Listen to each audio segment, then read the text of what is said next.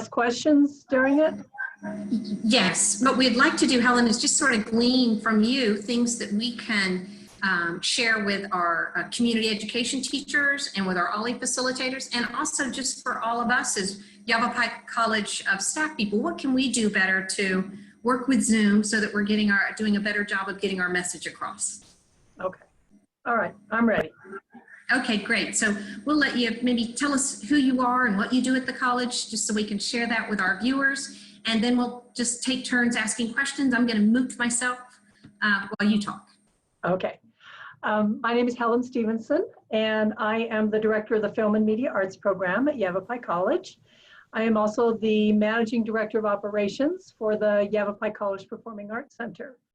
And video has really come into its own in the theater. So I've only been in the job since the end of January, but the timing was pretty good because we did the online graduation, and we're also doing the online convocation. So we're moving video into everything in the pack also. Some of the real basic things that I've noticed that different people do is first forgetting to mute. I would always use the mute upon entry for my classes, etc., so that they start with quiet. And then you as the instructor have to remember that everybody's muted when they get on, so that gives them a chance to do that. The virtual backgrounds are awesome. I see 2 of you have them. They will suck up a lot of your bandwidth. So when I saw Solaris talking, she was a little bit robotic. So that's something to keep in mind. Make sure your connection is really secure. And test it before your class. Go to the, you can look at the bars on your computer and see, okay, maybe I want to do this in my office, but maybe I would be better if I did it in my living room or something like that. If you have glasses, my light, see how the reflection of the glasses, that's really distracting. I also have a ceiling fan on, and if I position the camera in a different place, I can see a reflection of the ceiling fan in my background. So that ceiling fan is going, shoo, shoo, shoo. You can't hear it, but you can sure see it. And that's really distracting to the class. My complexion is normally red, really red. I just have red complexion. So I generally I have a light with a lampshade that's kind of yellowish. I always put that on. And then if the light is too bright, I choose a pillowcase. And if the pillowcase has a yellow tinge to it, it'll calm down the red in my face. If my face needs more pink, I find a pink pillowcase and put the pink on top of the light. If I want my boss to think I'm sick and I need tomorrow off, a green pillowcase works really well. All right, what's said in this stays here, right? That is being recorded. I have blackout curtains behind me. I have an absolutely gorgeous view outside with pine trees, and it's red. It shouldn't be red, but it's the one that I got. If I open that, it's too much backlight. So I'll show you. But that changes the lighting, and sometimes it's good. Like right now, that gives me some good backlight. In the late afternoon, the sun is coming too far into that, and it blows out the picture. In film, and I think also in Zoom, it's 3-point lighting. So if you have room in your space, get and you can use lamps. You really can use lamps, and use tables, and just don't be afraid to play with it. Your camera should be eye to eye. Your camera should be on your eye level, and that's the most flattering shot, or a little bit above. If you have like wrinkles on your neck or under your chin and you want to eliminate that, you put another light. I got a little bitty office light I put at my feet. to reflect up. And that washes away the neck wrinkles. I don't have it out yet because I just didn't have time. The day got kind of busy, but that helps. You don't need it. You look great without it. Oh, thank you. This is I do social distance dinner theater on Wednesday nights at 6, which I hope you'll all tune in for. This week is uplifting documentaries. But before this started, I grabbed the step and repeat from the college. So when I do that professionally, I just have, this is the Performing Arts Center's step and repeat, and you see that, and Fitly is our sponsor. So I just stand in front of that. And as you can see, my office is tiny, so I don't really have space for 3-point lighting, but that's white. And that will bounce light. So instead of having, like I said, I can't open the window for a light when I do that at 6 o'clock. This is a white space. You bounce your light off of that. And this is a little light that I got. It's a little LED light kit. And I got the LED because otherwise you're going to blow out your power. We have these, professional airy light kits. This is called a Draycast is the brand, and it puts out quite a bit of light. Let's see. Oh, that's the wrong thing. So you can see how much light that little puppy puts out. It's LED, and it adjusts to 25, 50%, or 100%. And then this is a little diffuser, and the diffuser makes the light softer on you. When I do the social distance dinner theater, I have what's called a chimera, which is, it is huge. It's probably 3 feet across and 2 feet high, which then I have to turn off my ceiling fan so it gets really hot to fit them in here. But it diffuses the light so that it's not like you're in an old-fashioned detective mystery, where were you on the night of the 25th kind of a thing. So diffusing the light, and that's what the pillowcases are really good for. If you have a pillowcase, you have a light diffuser. Because otherwise it's too harsh. And like you saw, the reflection on your glasses, you have to look at that. And it's where you position your camera with your lights. Zoom has this little feature, and I didn't see it on the college's site, but I did see it on the general website, where you can test out your camera before you go. But it never gives me enough time. So it only gave me like 3 minutes to test out my camera. And it's like, that's not enough, guys. I need more than like 3 minutes. So I have to do that several times, or else what I do is I'll log in early before anybody else is going to log in. And that's what I do for social distance dinner theater, because I know nobody else is going to log in, and I'll just pop that in, pop on early, and then I'll leave early. I'll leave the meeting early, and that's okay to leave the meeting early. When we do social distance dinner theater, it's set up as a webinar, and that means people can raise their hands and ask questions live. So it has, Mitchell Peets is like the control guy. He's doing it from his house. He's controlling from his house, and I'm presenting from my house. And he controls, like, there's a slideshow before we start. There's, and then at the first part is the webinar where nobody can call in or talk or anything. It's just me saying, blah, blah, blah, this is fabulous about this film. And then afterwards, people can either raise their hand if they want to be called on, and then they can ask a question live, or most people like to chat. They just like to type it in, and then I'll answer the question. I'll have to read the question, and then I answer it. So that's what I have off the top of my head. What do you guys have specific? Well, so can we talk a little bit more about lighting before we move to other topics? So you said 3-point lighting. So like one on each side, one below, whatever you can kind of jerry rig. You normally have a backlight, and the backlight gives you it makes you stand out from your background.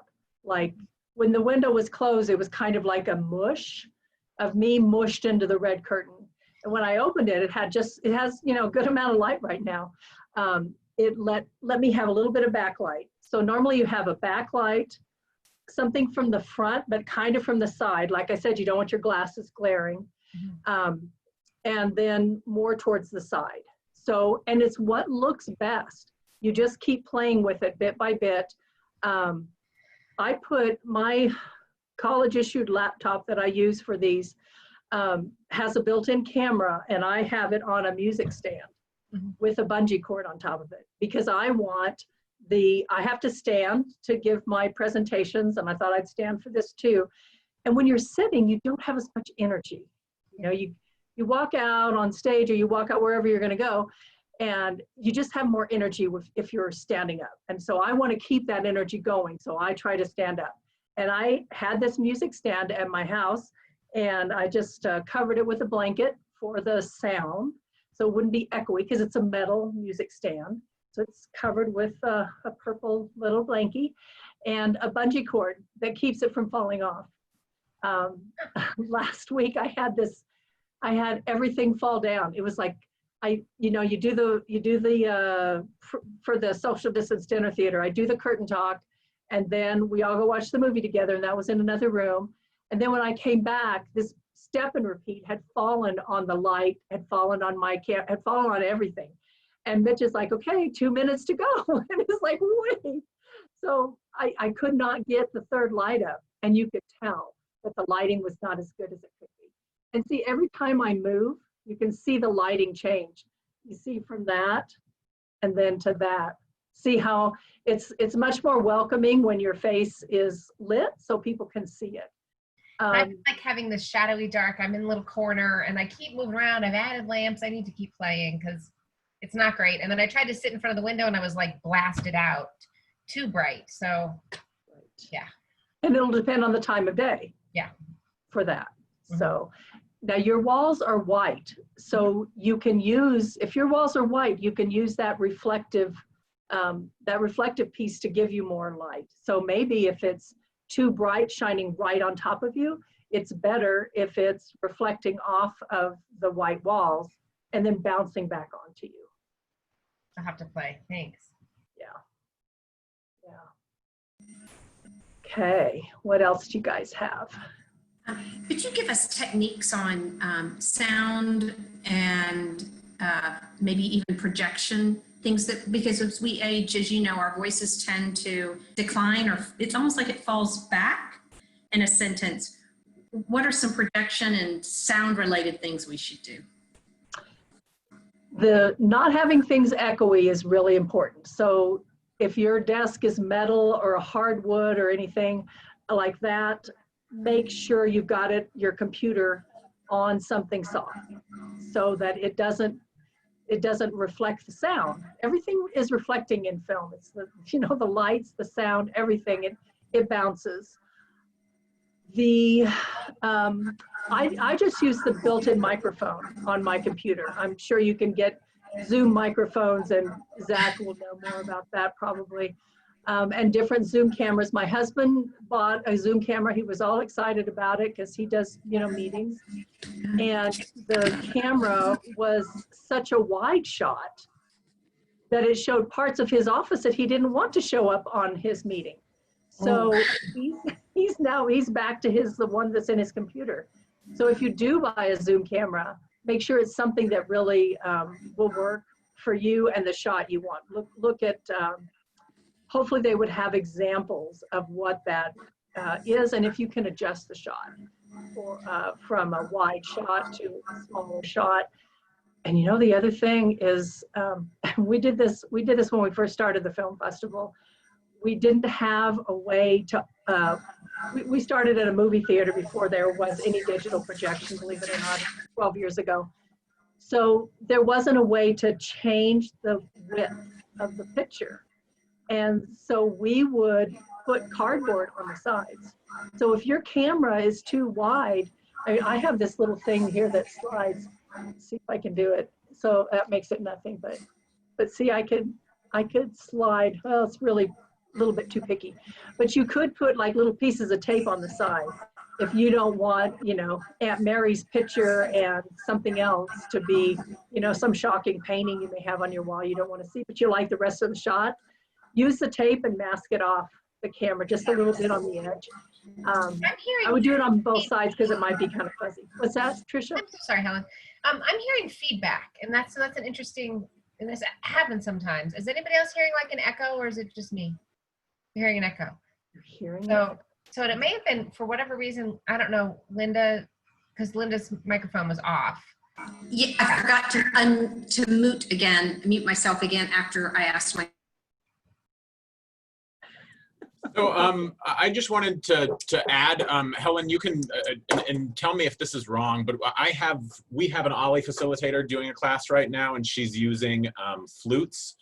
And so when she came in, if you look at the bottom left of your Zoom screen, and there's the microphone there, it says mute, of course. If you click on that little option, little arrow going up, and you go to audio settings, and then you go to advanced, if any music is playing other than human voices, or like a movie is playing in the background and you want people to hear it for some reason, you click these first two options, suppress persistent background noise and suppressed intermittent background noise.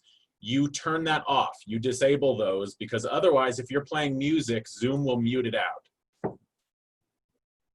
Right, well, mute out parts of it. It may not mute out all of it, but you won't get a good recording of it. So if somebody's playing music in the room and you want the people to hear it, you need to turn that stuff off, disable it. It would be great to have screenshots of that because I couldn't find it on my system. I can do that. I'd love to see that. And I'm curious, Patty, because we have a guitar group who've been using, like, twice a month they meet, our special interest group. And maybe they figured that all out without us, frankly. Huh. Yeah, but I don't see where Zach was talking. I got into the one part, but then the second part, I don't see it. Also, I'll get it to you.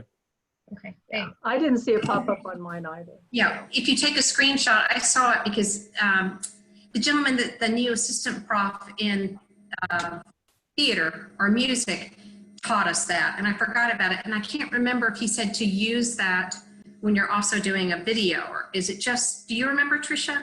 Was that just for music, or should we use that, or Zach, that technique for a video?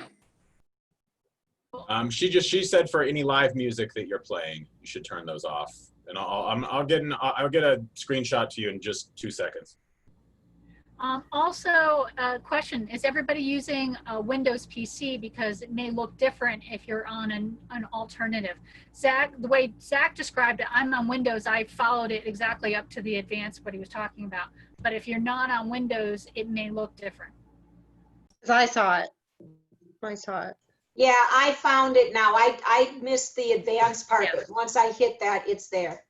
And I have, because you're in outer space. I know.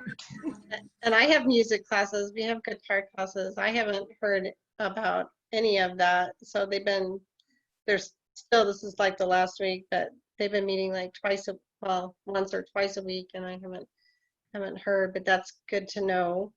I think a lot of my questions are, I have a lot of instructors that are trying to figure out different angles to do hands-on artwork.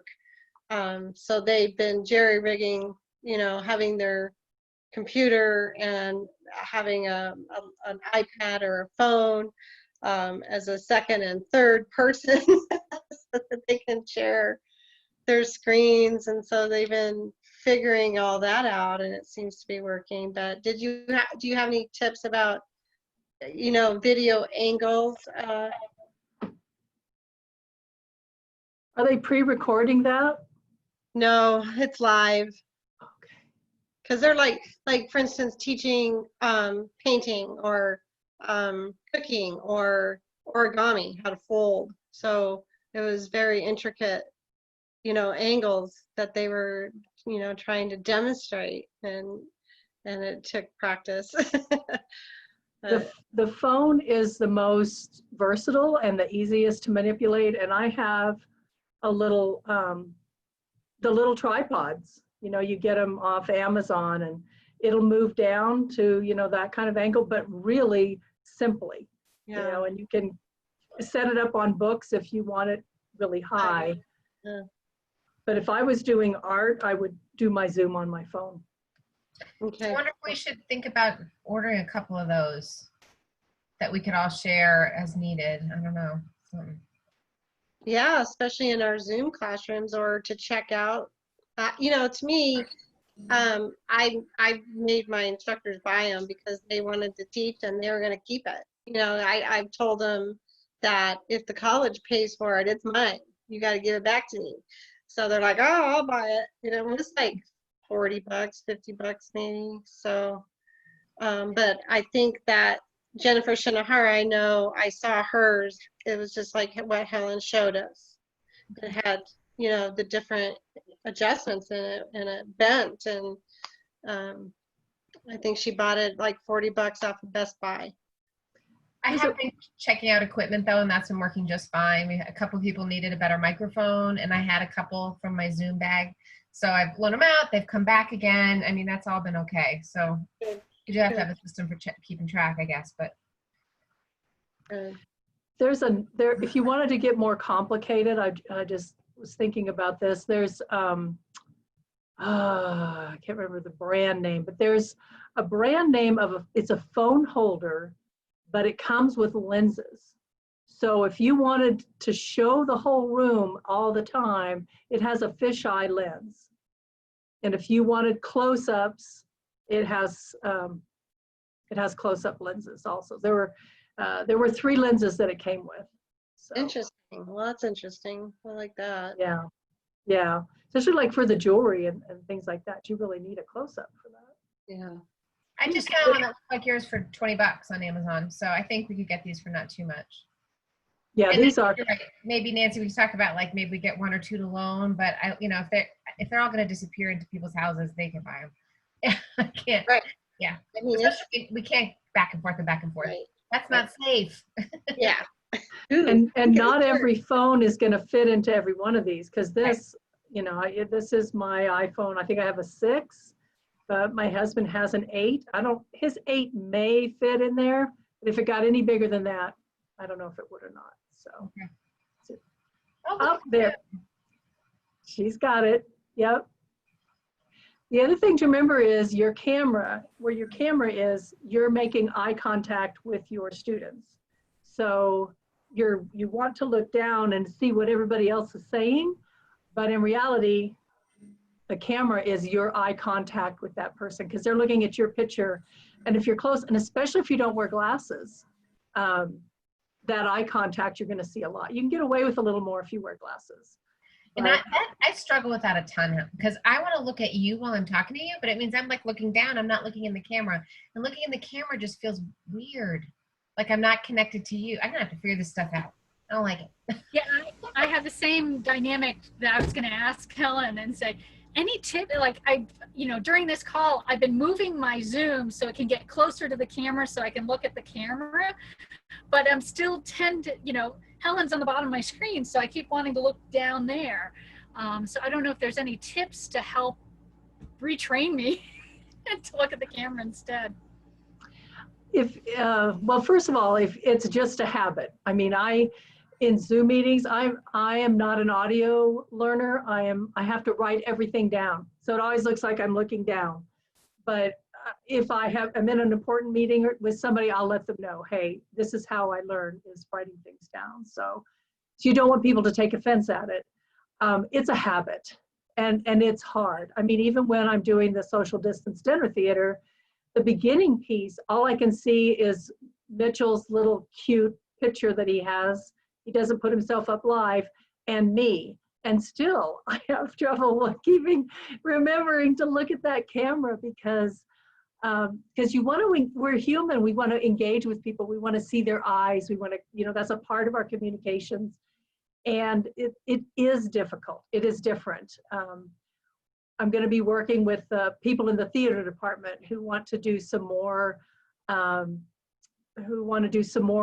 videotaped presentations. And the first time one of them tried it, they were like, it was so difficult for them, because they're used to not only the audience seeing them, but them seeing the audience. And your audience is all these little squares here that are down all around you, like the Brady Bunch.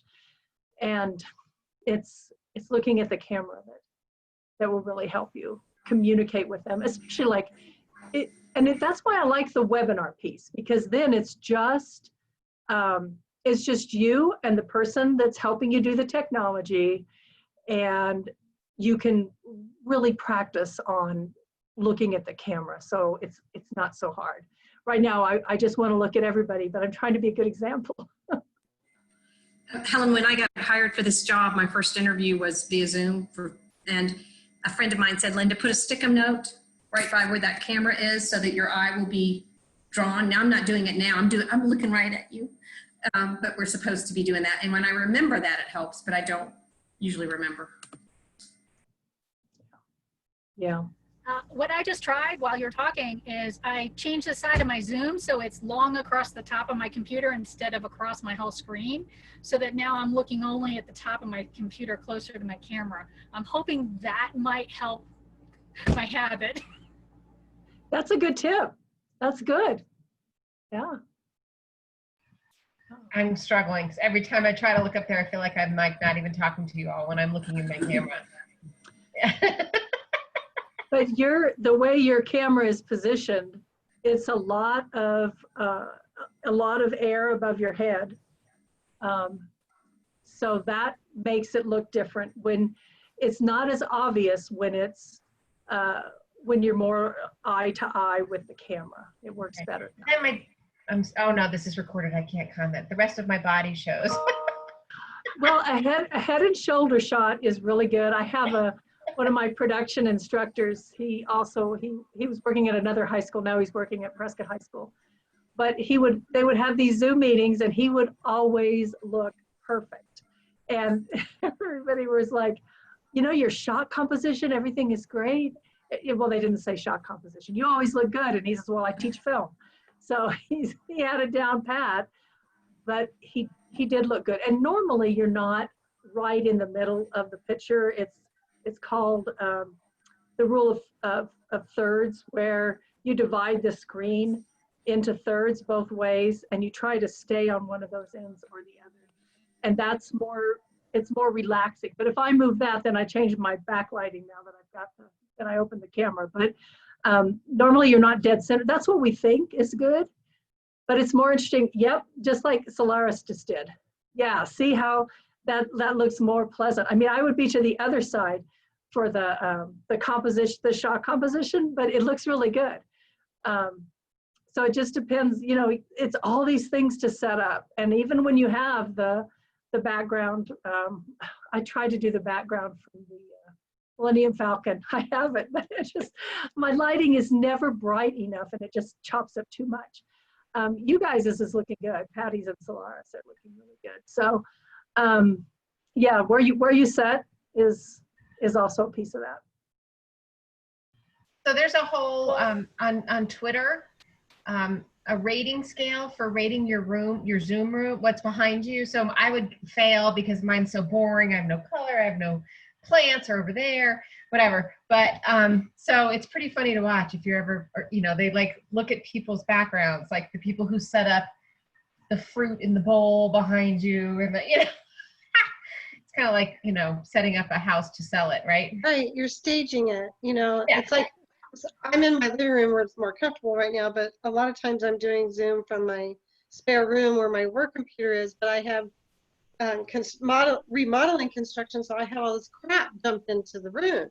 So it's like, now you're looking at, like, you can even see my open closet or something, so it's like, you have to be mindful when you're being a teacher. I think it's fine for in these meetings, but when you're being a teacher, it's important to set up that scenario, that scene, and be ready with those different camera angles or the lighting, like Helen's teaching us. And see Trisha's sitting next to her Watching what Trisha's doing.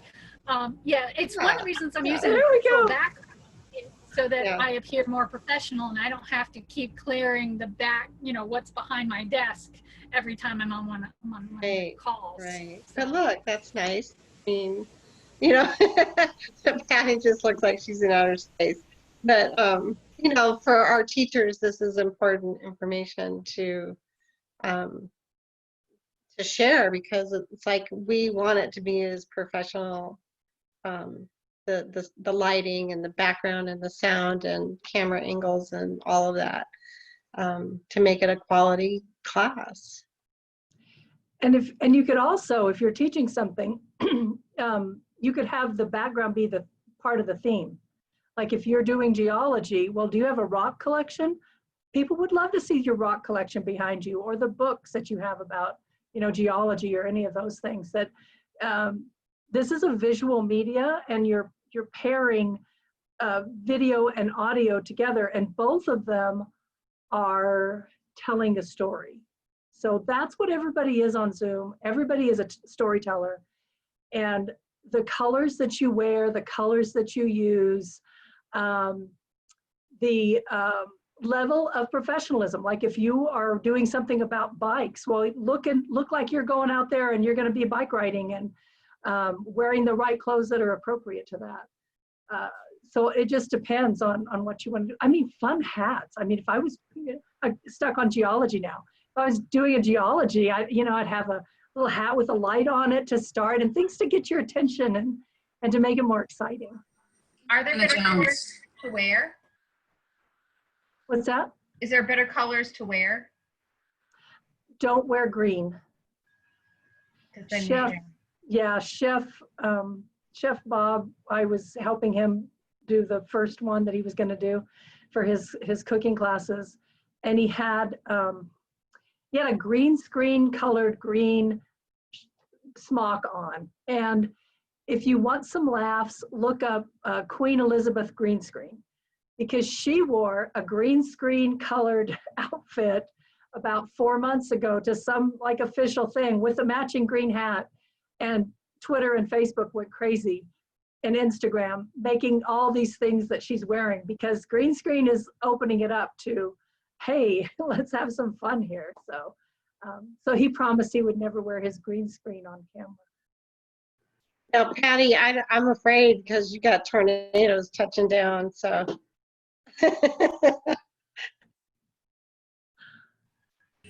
Helen, should people speak more slowly though, or is that an issue, or do we just speak in our normal cadence? A tiny bit slower.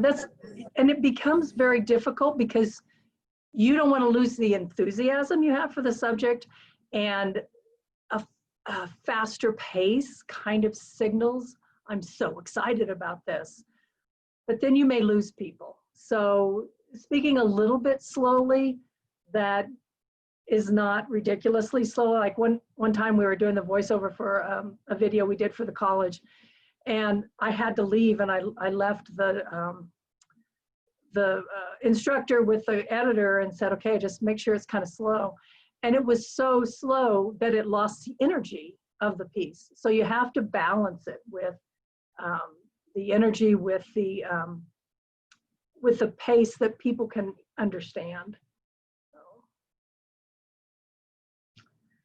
Anything else? Yes, Solaris. Okay, so as a teacher that has taught face-to-face a lot, but I've never taught online, how would I want to prepare my materials differently for a online environment instead of a face-to-face environment? Or prepare for my class, be it materials or me? You are giving a face-to-face class virtually in reality. So you don't want to lose the flavor of what you normally do. You might have to think about screen sharing a little bit more. Here, let me share this screen. You would probably have to budget a little bit more time, because it does take you, 30 seconds to get the screen share there and then gone. And all those 30 seconds are going to add up. So I would budget a little bit more time, even if it's like 15 more minutes, to get all of your information and have it up. I'm sorry to interrupt you, Helen, to have your screens that you want to share on your screen already, like to have them in order or your Ready to music go. is there, Yes. whatever. So that's kind of why I'm asking. I'm an experiential teacher, so I may have a PowerPoint presented, but I tend to go with the energy of the class, which means if they want to go in a different direction than my PowerPoint, I go to the whiteboard in a classroom environment, and I flow with them rather than follow a script. And I'm trying to figure out how to make that adjustment to online. Because me typing on a whiteboard online is not going to be as fast as me grabbing a marker and doing pictures and things like that. I would get a Any whiteboard. suggestions? I would get a whiteboard. Oh, It's, like for right behind me. right. That's a tool that you're used to. Let's just roll it into your class. And maybe if you have a whiteboard, pre-design some colored pictures on it. If you're teaching, about flora and fauna, have different flowers and stuff already up there, but make it a part of the class. Make it a part of the class. That's a lot of white, so you're going to have a lot of light bouncing. But, and if you're going to use a whiteboard, you probably start with a whiteboard because your lighting, moving the camera to change the lighting like that, that's going to be really difficult. So yeah, I would just stay in front of the whiteboard.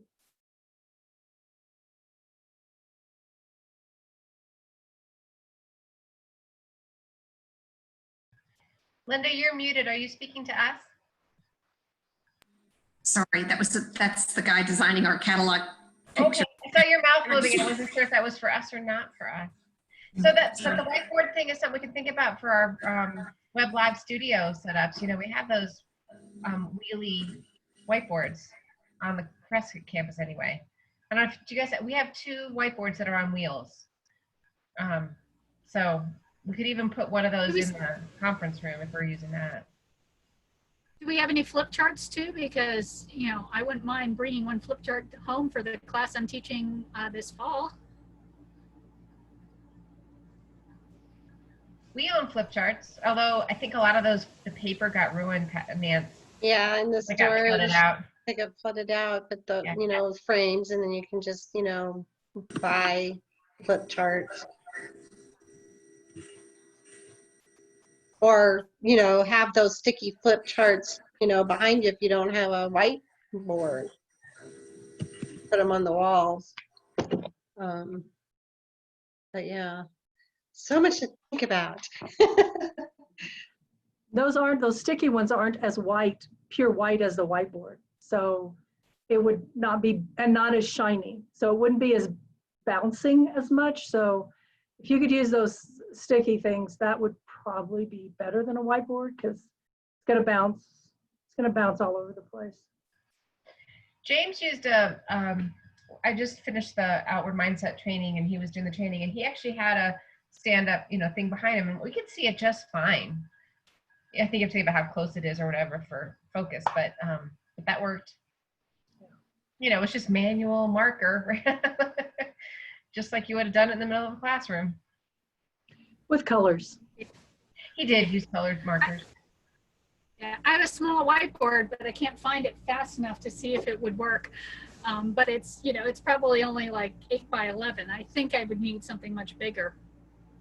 We all know that James uses that whiteboard not for work also. I mean, that's just a way to organize family functions and stuff. That's a normal thing that he does.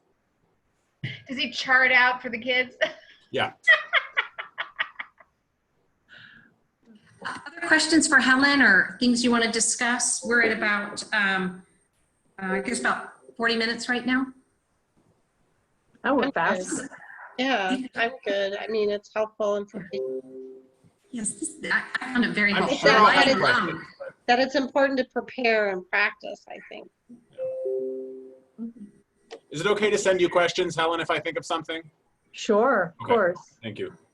You're welcome. We really appreciate it. 'Cause we want to look like grown-ups, Helen, and it's shaky. Thank you, Helen, and this was a treat. We have a great department. It's so nice to work with people that you can trust. So, Oh, thank you. Thank you. Appreciate it. I'll Okay, send I you hope a I see you copy. Wednesday. Social distance dinner theater, 6 I'll o'clock. try it. All right. Thank you. Thanks, Yeah. Alex. Bye.